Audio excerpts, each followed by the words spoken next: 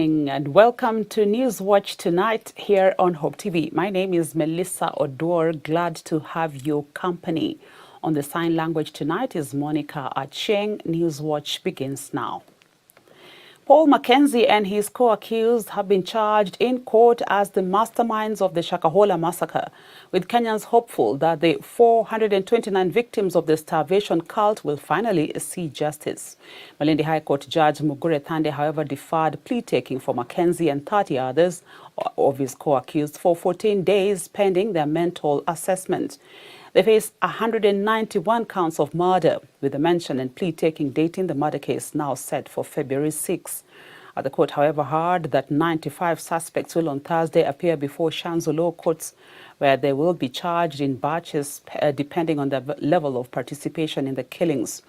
The prosecution told the court that the suspect would face terrorism-related charges. 39 other suspects will on Thursday, January the 25th, be charged with cruelty against children and other charges before the Tononoka Law Courts.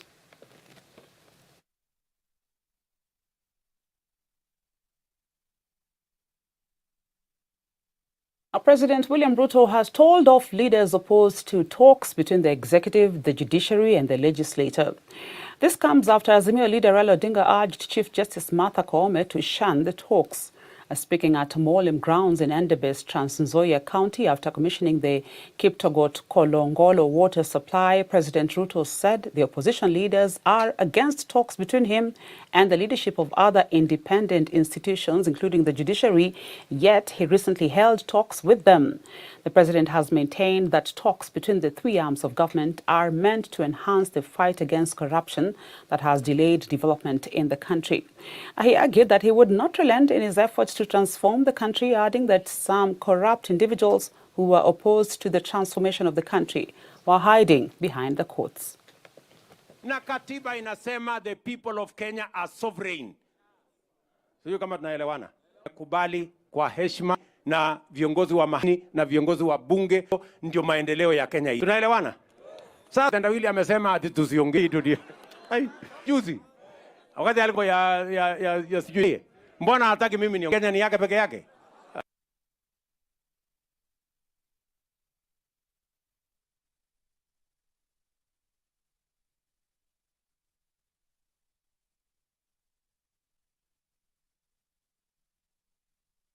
Meanwhile, activists under human rights group Haki Africa and lawyers in Mombasa have staged a demonstration to protest President William Ruto's recent remarks targeting the judiciary.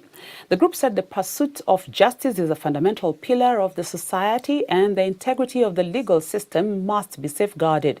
They added that the demonstration was a call to action against any threats to the independence of the judiciary and a resounding message echoing the need for a legal system that remains impartial and unbiased. Wakili power! Power! Wakili power! Power! Judiciary power! Power! Comrade power! Power! The civil society fraternity joins Mombasa Law Society and the Kenya Law Society in speaking to the rule of law. We are all obligated to follow the rule of law.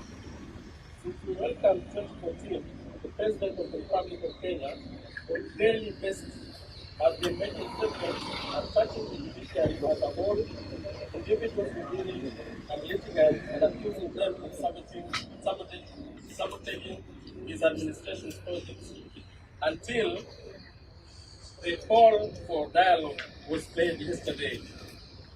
The dialogue seemingly between the executive and the judiciary. We take cognizance of the fact that not much has been divulged and we cannot say much about that dialogue. We must, however, remind whoever is sitting on that table or intends to sit on that table that the following: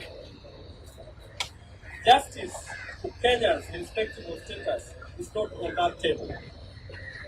Judiciary and executive are subject to the Constitution and the law, and that dialogue cannot be placed on that table. It is within the Constitution.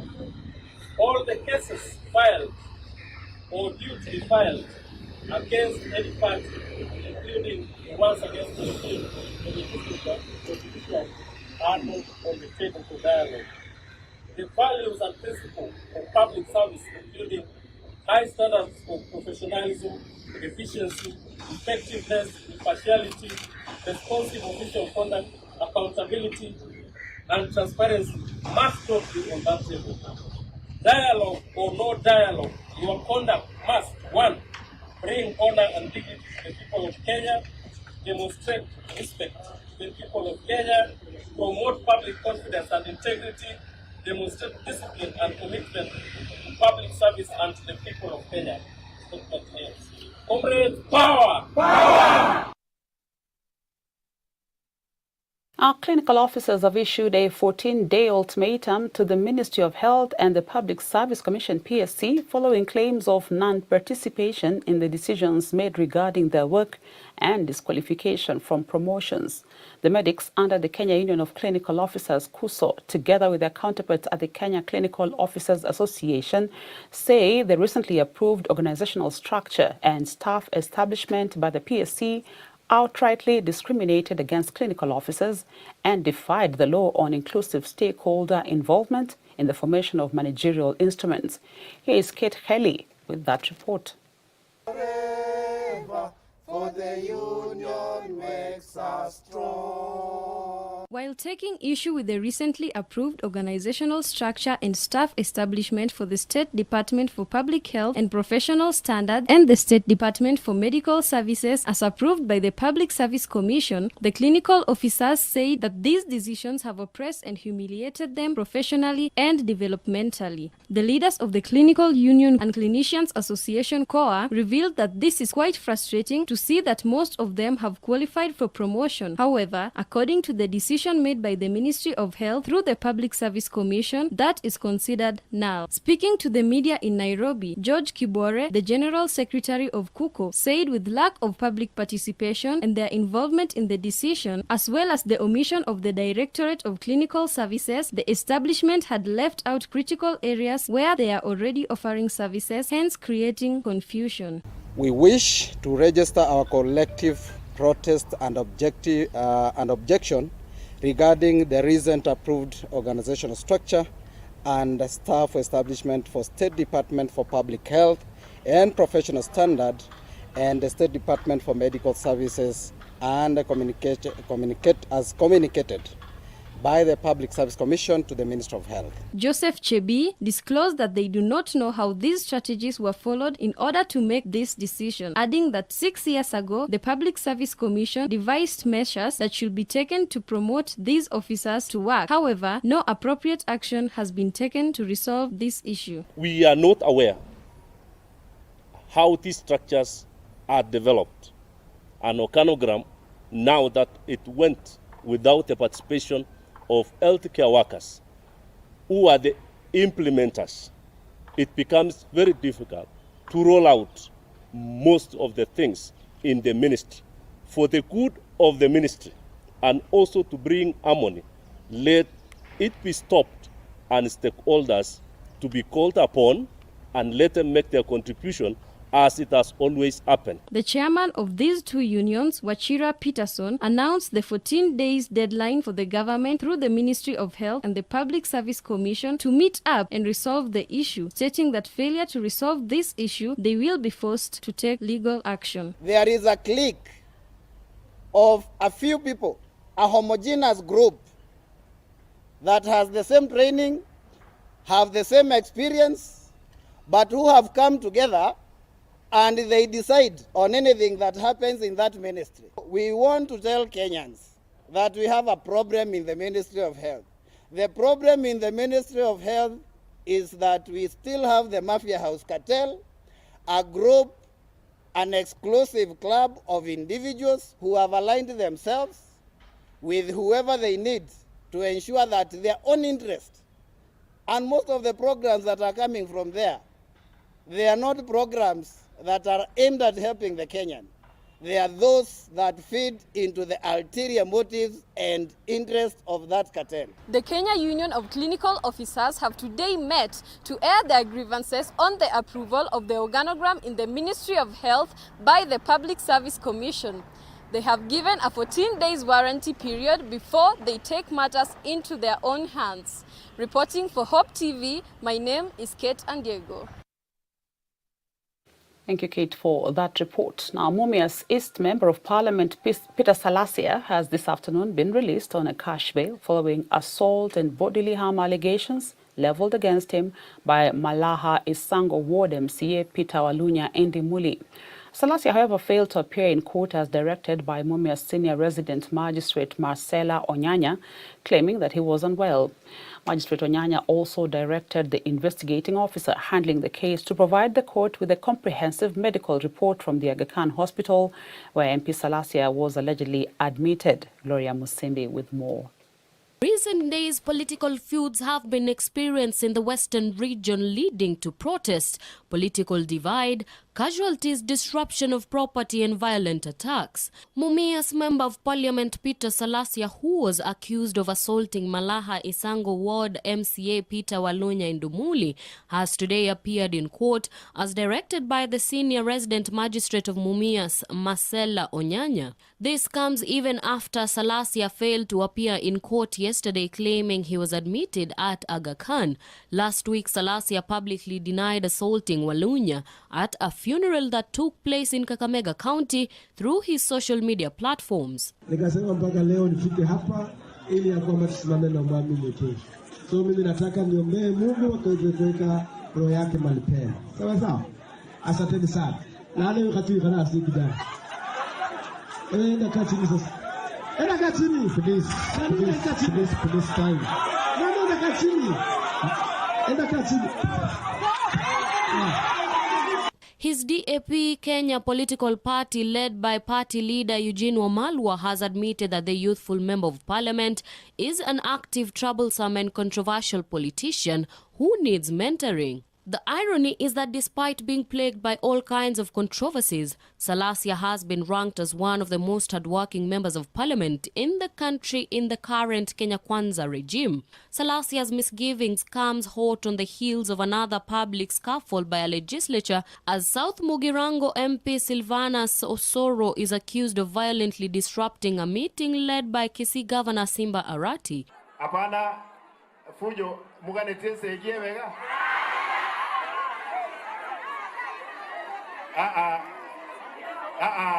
Ngoyo.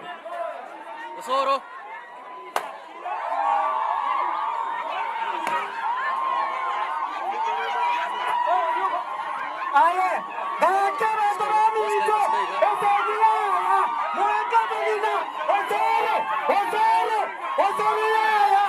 The issue has created mixed reactions and shortcomings as various leaders and civil societies denounced the incident and called for strict action to be taken against Osoro and his accomplices. The political situation in the western region has raised major concerns as the safety of the residents of the area has been compromised and causing casualties, damage to properties, lack of unity and violations of the law. Reporting for TV Newswatch, I'm Gloria Musimbi.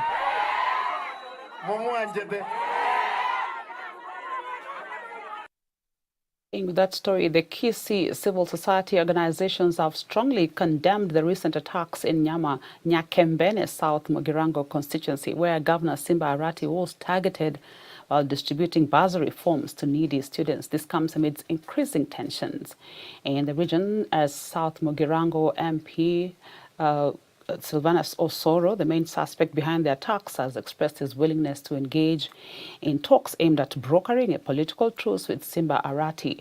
Speaking in Kisii, Amnesty International's representative in Kisii, Henry Omweri, emphasized the importance of peaceful coexistence and a stable country, highlighting that during such attacks, the safety of vulnerable groups is compromised. Grace Ahati reports. Director Corporate Communications, Juhudi Africa. Days after the ODM party raised concerns about the life and safety of its national vice chairperson and Kisii Governor Simba Arati due to repeated violent attacks allegedly perpetrated by known persons, various civil society organizations in Kisii have come out to strongly condemn the heinous acts of violence. In the recent incident, South Mugirango Member of Parliament Silvanus Osoro is alleged to have stirred violence in the area when Governor Arati was distributing bursary forms to needy students. This disrupted the event, causing injuries to an unknown number of residents. Both leaders have been faulting each other after the attack. Osoro, who is also the National Assembly Majority Whip, has, however, said he is ready for talks aimed at brokering a political truce with the county chief to forestall further animosity and violence. In a press conference held in Kisii, the civil society organizations led by Amnesty International representative Henry Omweri expressed their concerns regarding the safety of women, people living with disabilities, and children during public gatherings. Condemning the incident, Omweri has highlighted that these vulnerable groups are at a higher risk of harm when violent incidents occur in such settings. I want to join the rest of the people and the civil society in Kisii to condemn this kind of violence that we are witnessing, which is bad behavior and bad role modeling to our young children. As the Amnesty International, our business is to see everybody enjoy the rights and the space for their rights. It is indeed very bad that Kisii is now being known for bad reasons. Omweri has also criticized the political class in the region, accusing them of exploiting the youth by encouraging alcohol consumption to further their political agenda. He further called upon President William Ruto to address this issue. The political class is making sure that the boys are drunk, and therefore they are taking advantage of that state, and therefore they are not following the law, and therefore being misused. That is number one. Number two, I want to say that it is important that people observe the law from the topmost leadership to the lowest. We are getting into a rogue nation, a rogue county, where observing the law seems like something that has been forgotten. The civil society organizations have thus termed the incident as a human rights violation and stressed the importance of fostering a peaceful country where the rights of all individuals are respected. From the topmost leadership to the lowest, we are getting into a rogue nation, a rogue county, where observing the law seems like something that has been forgotten. It is important that everybody revises the Constitution and realizes that we are in a country where the rule of law is supreme. Reporting for Hope TV Newswatch, I'm Grace Ahati.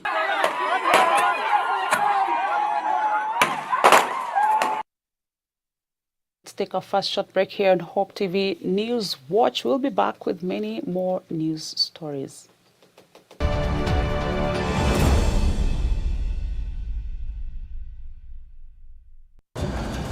Je, ushawahi kuweka jambo kwenye mizani? Ushawahi kupata uzito wake? Haya basi, usitapetape zaidi. Naomba unigande, maana mizani ipo hapa kwa ajili yako. Vyakula na mbegu za kitamaduni, na kutuliza fikra na kukuwezesha kupima masuala ibuka katika jamii, tena kwa busara. Tukutane mizani kila Ijumaa saa 1 machweo kwenye runinga ya Hope TV. Hope TV is where you look and live, with an excellent selection of the best Christian programming consisting of local and international content of inspirational stories, talk shows, Bible commentary, youth, health shows, children entertainment, contemporary gospel music, extended times of worship, live broadcast, news, movies, drama, Christian ministry programs, and so much more. Hope TV is another quality service from Christ is the Answer Ministries, with over 45% of authentic and credible local content every week. Hope TV is a sister station to Hope FM, Kenya's leading Christian radio station, with footprints across the country. Tune in to Hope TV, where you look and live. In order to keep hope alive in the airwaves, Hope Media has a couple of initiatives. Friends of Hope. Friends of Hope is you and I forming a team of well-wishers and volunteers who give in cash and kind to support in spreading the gospel at Hope Media. Currently, Hope Media is running a campaign under Friends of Hope dubbed 100 for 1. Through the campaign, Hope Media is asking Hope FM and Hope TV listeners and viewers to give just 100 shillings in order to reach one more soul with the message of hope and the gospel. Engage with us on our social media platforms at Hope FM Live and at Hope TV Kenya. Kuwa rafiki mso leo.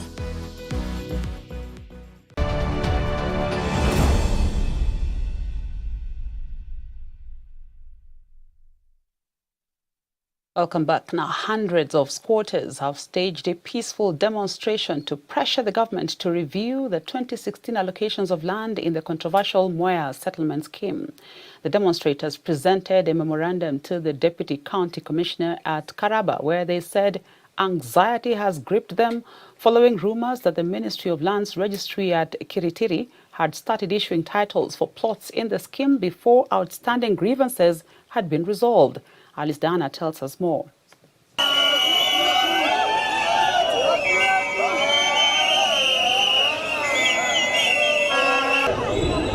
The residents who had marched from Gategi said they were worried that strangers who are being allocated land by the Embu County government might start evicting them, yet they did not have anywhere else to go. They said they have lived in the scheme all their lives, with their grandfathers having settled on the farm in the 1940s or even earlier, and that they had even built and established schools in the scheme. Tuwezi kuwa tuko na amani na watu wanapigania mashamba. Hii shamba ya Mwea ukiangalia imefanyiwa maendeleo na watu wanajulikana na serikali wameishi. Sababu ukienda utapata mashule, iko polling station, iko maasista chief, kwa hivyo serikali inajua huko kunaishi watu. Na sioni mtu anaweza kupewa title ambaye anjui mahali anaweza kukaa na mtu mwingine ako kwa shamba hawezi kupewa title. Hiyo inaendanisha namna gani? Hiyo ni vita kwa mwananchi. Ombi la pili, sisi ni wapiga kura kama watu wale wengine. Tulipeana kura kwa President Rais, tukapea chama cha UDA na tukamaliza maneno. Na huu si wakati wa siasa, huu si wakati wa kudhalilishana, ni wakati wa maendeleo. Na hatutaki kilio Mwea settlement scheme, tunataka tupewe mbazari za watoto, tunataka tutengenezewe manjia, maana huko ni kwetu na hatubanduki kamwe. Makina Ward MCA Philip Nzagi urged the national government to step in and find ways of resolving the disputes amicably, since they did not want a repeat of the violence like the one that happened in 2018 following the lopsided allocations in 2016. He, however, cautioned any land buyers against buying plots in the disputed land, saying they could be buying into endless disputes. We seek the position of the government on this matter. And we want to ask the government to move swiftly and solve this problem, so that now the politics surrounding this issue and the fears that our people are going through can come to an end. The local leadership is ready, and we shall be able to solve this problem, even in a record 2 months. The only issue is we keep off the interest of whoever it is and take the interest of the common mwananchi that is living there. We shall continue developing. As we wait for the government to give us ownership documents, not to please us because it is our right, but because it is a right that has been denied for many years. On their part, Assistant County Commissioners Wanjiru Mudhuri and Florida Ntwiga received the memorandum on behalf of the Deputy County Commissioner and assured them that their grievances will be looked into, though the process might take time. Tutakaa chini, tujaribu kuangalia hiyo kitabu na tuone the necessary agencies, zile ofisi tunafaa kupeleka hizi barua, tunafaa kupeleka hiyo complaints ndio mpate suluhisho. Na ndio kila mtu asikie ako nyumbani na ako Kenya na yeye ni Mkenya imara. Tuko pamoja. Mmesema kuhusu kitu inaitwa land board. Land board ni kweli ilikuwa ifanyiwe uapisho on 11th. Hiyo haikufanyika, lakini DC anaendelea kufuata, na sitting ya kwanza ilifaa kukua leo ya land board na ilifaa kufanywa hapa kwa DC, lakini unajua hawawezi fanya kabla hawajachukua oath. Tuko pamoja. Lazima waapishwe ndio waanze kufanya kazi. Na hiyo si kazi ya DC, hiyo ni kazi inafanyikanga huko kwa kotini, but bado DC anafuatilia na nawahakikishia muda usiokuwa mrefu sana tutakuwa na land board hapa kwetu. Alice Diana, Hope TV Newswatch. A KCB Foundation has today flagged off 1,000 students for the 2024 scholarship class that will benefit from a 800 million shilling sponsorship to enable them undertake their secondary education. The scholarship will cater for tuition fees, stipend, uniforms, transport, set books, as well as regular mentorship and psychosocial support. It will also cater for their tertiary education school fees. The learners who were commissioned by Education Cabinet Secretary Ezekiel Machogu will join various secondary schools across the country this week. Speaking during the commissioning ceremony in Nairobi, KCB Group CEO Paul Russo said this year the foundation, which is the social investment arm of KCB Group, received over 12,000 applications, making it the highest turnout since the program's inception in 2007. The 2024 class forms the 17th cohort of the Scholars Program, including the 2,462 students currently in high school and 498 in tertiary institutions. The program has so far sponsored over 4,600 students since inception. The KCB Scholarship Program serves as a powerful tool for promoting sustainable development and social impact, as it creates a pathway for underprivileged students who would otherwise drop out of school to realize their potential, contribute to social progress, and actively participate in shaping a sustainable and inclusive future. Similarly, the KCB Scholarship Program is our effort towards supporting the government's goal of attaining 100% transition from primary to secondary school. I'm happy to note that since inception, 4,657 students have benefited from the inclusive KCB Foundation Scholarship drawn from across Kenya's 47 counties. Since the program inception in 2007, we have paid a total of 1.2 billion in school fees, with 99% completion rate and 84% transition rate to university. This year's KCB Foundation will support 1,000 kids, making up to 2024 scholarship cohort. But I think the major change, CS, for this year is we have started a program for athletes.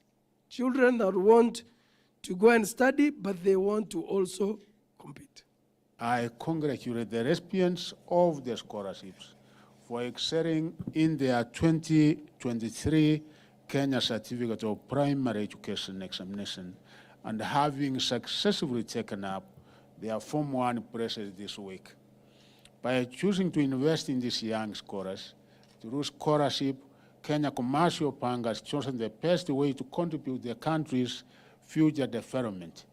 This huge investment is in consort with a statement once stated by former South African President Nelson Mandela, who said, "Education is the most powerful weapon you can use to change the world."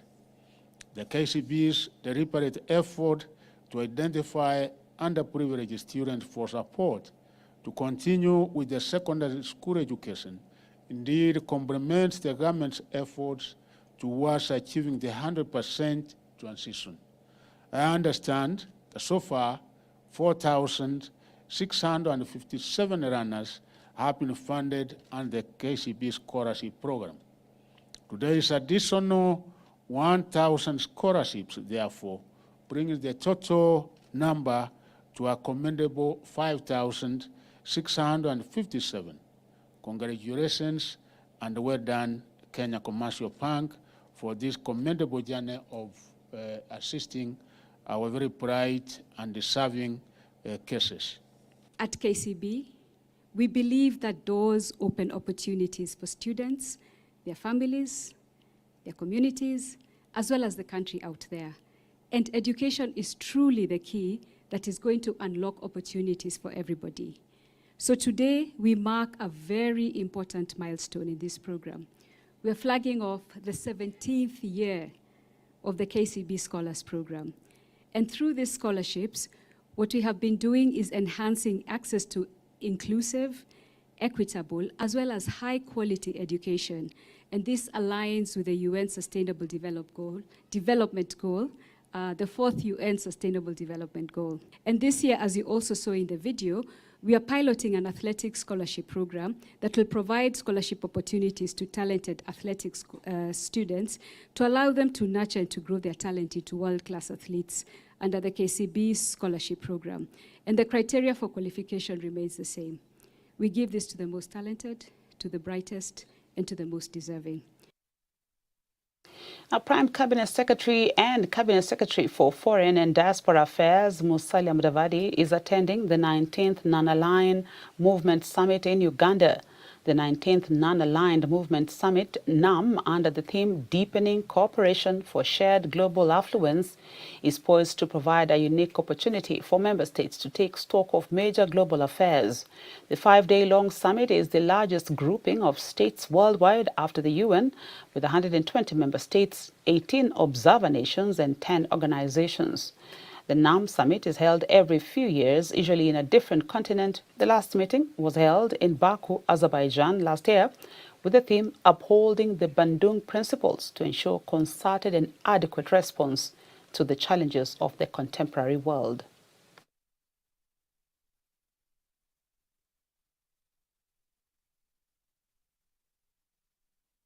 News now, 2 people died while 77 others were left nursing injuries following an explosion incident in Bodija, Ibadan State in Nigeria. The whole area of the explosion was reduced to rubble as earth-moving equipment, ambulances, emergency lights and security were deployed to the scene. Ibadan State Governor Sei Makinde condoled with the families affected by the explosion and directed that the medical bills of all victims be covered by the government. He said investigations by the security agencies had revealed that illegal miners occupying one of the houses in Bodija had stored explosive devices there, which caused the blast. The explosion at Adei area of Old Bodija in Abidan is feared to have destructive impacts and effects on buildings and properties in the area.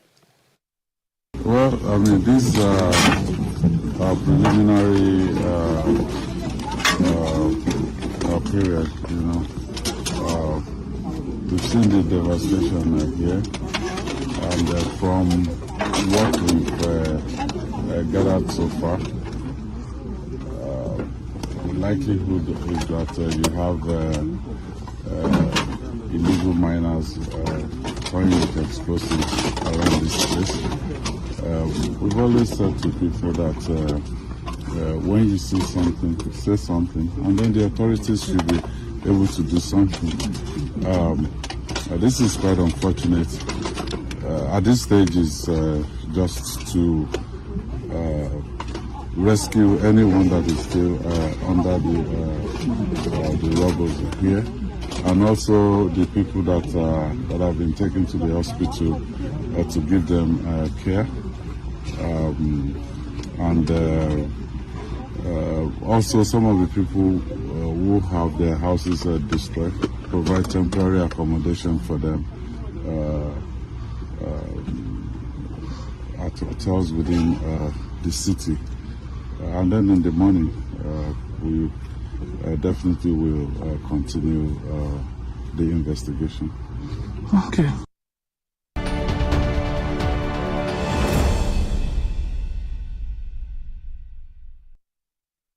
Some business now. Attorney General Justin Muturi has hosted the steering committee overseeing the formulation of a comprehensive report on Kenya Kwanza's better government performance and delivery for the fiscal year 2023-2024, presided over a crucial interministerial meeting at his office.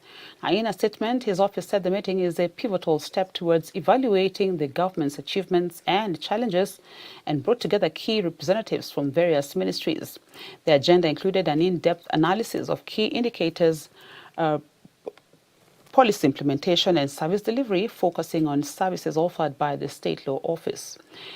AG Muturi emphasized the importance of collaborative efforts in ensuring transparency, accountability and effective governance, putting in motion the grave need for all the services offered by the State Law Office to be digitized as the office rolls out decentralization of the offices in all 47 counties.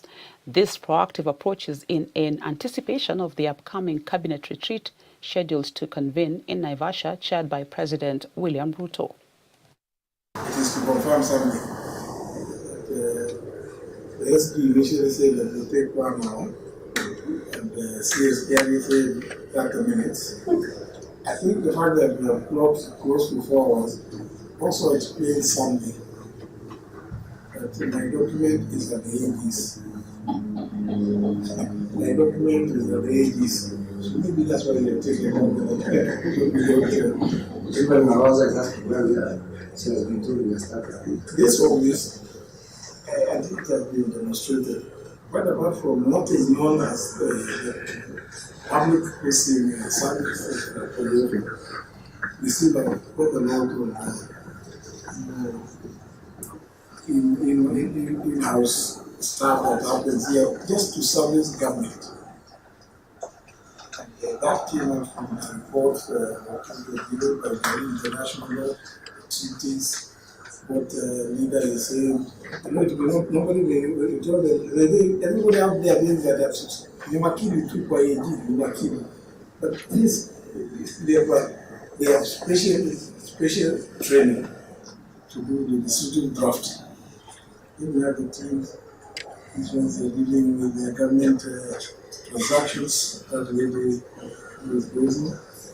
I know she is listening. Jane Joram, team, she leads at the Administration's office, Ken Waduma, BRS. What Charles Mutinda is grappling with. I hope he's not thinking about the next stage of appeal.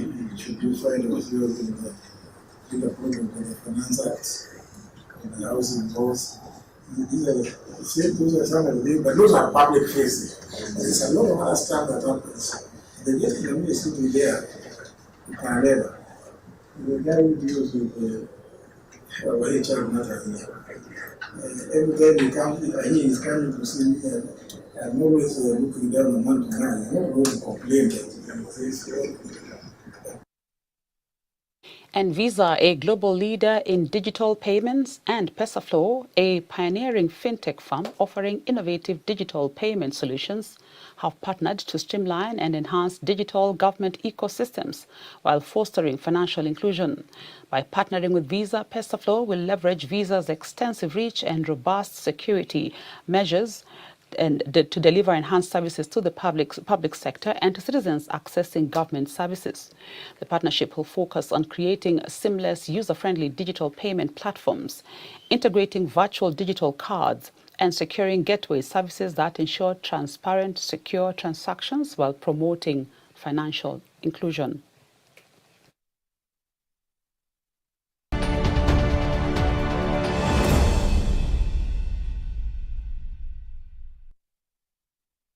Sports now. Tanzania's Taifa Stars are currently facing Morocco at the Africa Cup of Nations in Ivory Coast. Tanzania are East Africa's only representatives at the AFCON 2023. Tomorrow, Nigeria will face hosts Ivory Coast with head coach Jean-Louis Gasset exuding confidence that his team holds respect for all opposing teams, yet maintains a fearless approach against any adversary, including Nigeria. Absolutely. You know, this is our plan is to build a team for the future, and that thing, this is the reason why the TFF bring me to Tanzania, like I did before in Kenya or Burundi or other teams what I was working there. We have planned for the future, and the federation, they have planned for the future. We are working, and like you know, in 27, Tanzania and Kenya and Uganda is going to host the AFCON. And that thing is in the plan of the federation to build the team for the future. But we are here, we are happy to play against the big nation, and it's a good experience for our players. For that, we enjoy our time here, and we are going to do our best to give good picture for East Africa football. And the 2024 Mozart Bet Cup edition fixtures have been released after a public draw conducted live on the FKF and Mozart Bet Cup Facebook pages today at the Kenya Institute of Special Education, KISE. Both the preliminary round and the round of 32 fixtures has been released. To ensure a fair representation from across Kenya, the participating teams are carefully chosen from different regions. A total of 36 teams will participate in the Mozart Bet Cup that will be showcasing depth and talent in Kenyan football. We are very happy with this cooperation with the Football Federation of Kenya, because we see this opportunity for football to grow, because this is a very talented nation. I have been here now for 7 years. My 7th year started, and we saw potential big to invest in football, to cooperate with federation, as well as to be partners with Ministry of Sports, and who are doing a very noble job here in Kenya when it's team sports. First is to thank Mozartbet for agreeing to partner with FKF in the Mozartbet Cup, in what we believe will be the best ever Mozartbet Cup to be held. Of course, we had the first edition that was held last year or last season. We feel that this will even be much better and much bigger because of the number of grassroots teams that have enrolled.